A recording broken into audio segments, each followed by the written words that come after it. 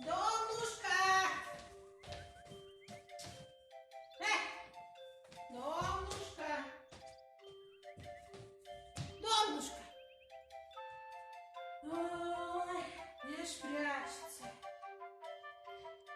Ой, вчера я такая голодная была. Видимо, ее и съела. Да ладно, шучу. А то я уж смотрю, вы испугались. А вот на самом деле уехала Донушка в соседний лес отдыхать. Ой, грибочков не привезет, поганочек. Ой, наемся. Оставила присматривать меня здесь за своими растениями, за таракашками местными. А собиралась она долго. Единственную свою рубашку никак сложить не могла. Вот. Но дело-то и не в рубашке вовсе. Она на самом деле по всем приметам собиралась. Вот, например, наблюдает она за закатом. Ведь в коми-народе есть такая примета. Если закат некрасивый, то на следующий день дождь. А как понять, красивый, некрасивый? А вот когда наступила ночь, она смотрит. Звезды поредели, не поредели. Если поредели, то по похолоданию.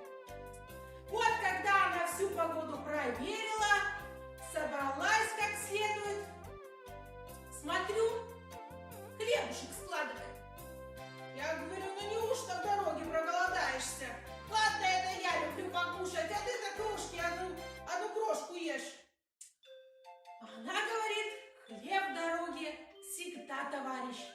И такая примета тоже есть.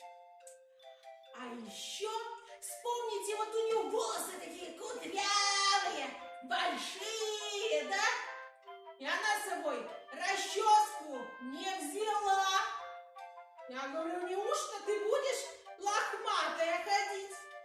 А она мне отвечает, если в лес с собой расческу берешь, и так, значит, ты расчесываешься, это значит, что будешь потом кривая, косая, а еще скрипеть. Вот я задумалась, наверное, пару веков назад где-то в лесу я расчесалась. А то скреплю. Да ладно, шучу, я еще молодая. Вот, значит, Донушка до соседнего леса-то прибыла, в избушку зайти хочет, а не заходит. Звонит, говорит, вот, Емнушка, понимаешь, я ведь с собой ничего не взяла. Я говорю, а ты вспомни такую примету, что если в гости заходишь, то можно даже из-под окошечка полено с собой взять. Главное, не с пустыми руками.